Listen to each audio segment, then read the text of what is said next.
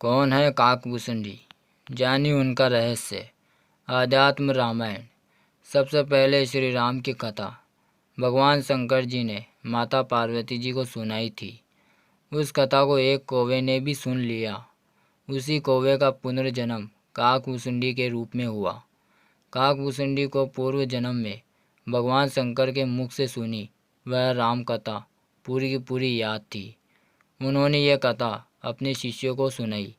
इस प्रकार राम कथा का प्रचार प्रसार हुआ। भगवान शंकर के मुख से निकली श्री राम की यह पवित्र कथा आध्यात्म रामायण के नाम से विख्यात है। काकभूषुंडी लोमश ऋषि के श्राप के चलते काकभूषुंडी कौवा बन गए थे।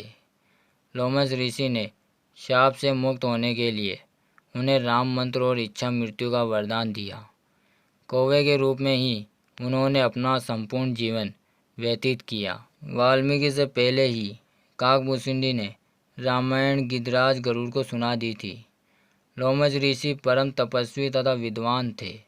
इन्हें पुराणों में अमर माना गया है। लोमश ऋषि बड़े बड़े रोमों या रोम वाले थे। इन्होंने भगवान शिव से यह वरदान पाया था कि एक कल्प के बाद मेरा एक रोम गिरे, और इस प्रकार जब मेरे शरीर के सारे रोम गिर जाए तब मेरी मृत्यु हो।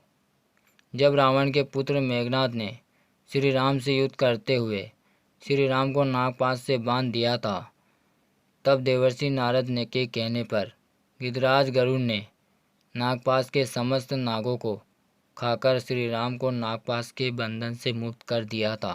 भगवान राम के इस तरह नागपाश में बंध जाने पर श्री राम के भगवान होने पर गरुड़ को संदेह हो गया। गरुड़ का संदेह दूर करने के लिए देवर्षि नारद उन्हें ब्रह्मा जी के पास भेज देते हैं।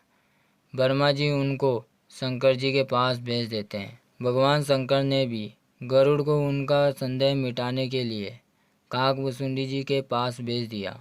अंत में काकभूषुंडी जी ने राम के चरित्र की पवित्र कथा सुनाकर गरुड़ के संदेह को दूर किया।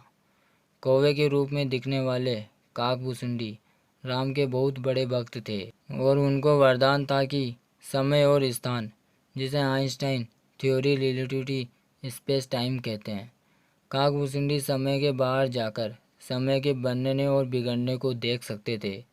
इसलिए उन्होंने रामायण 11 बार और महाभारत 16 बार देखी है, और हर बार उन्होंने कुछ अलग ही नज़ारा देखा है। काकभूषुंडी ने ही गरुड़ को राम की महिमा के बारे में बताया था। काकभूषुंडी जी कौवे के शरीर में निवास करते हैं। काकभूषुंडी जी किसी भी समय में आ और जा सकते हैं। जब हम श्राद्ध के समय कौवे को खाना खिलाते हैं जिससे हमारे मृतक को नए जन्म में पहुंचा दे, विदेशी फिल्मों में जो टाइम ट्रेवल की घटना को दिखाया जाता है वो हमारे पद्म पुराण, भगवत पुराण, योग विशिष्ट, ब्रह्मांड को लेकर सब कुछ विवरण है। वैदिक साहित्य के बाद जो राम कथाएँ लिखी गई है उनमें वाल्मीकि रामायण सर्वोपरि है। वाल्मीकि श्री राम के समकालीन थे।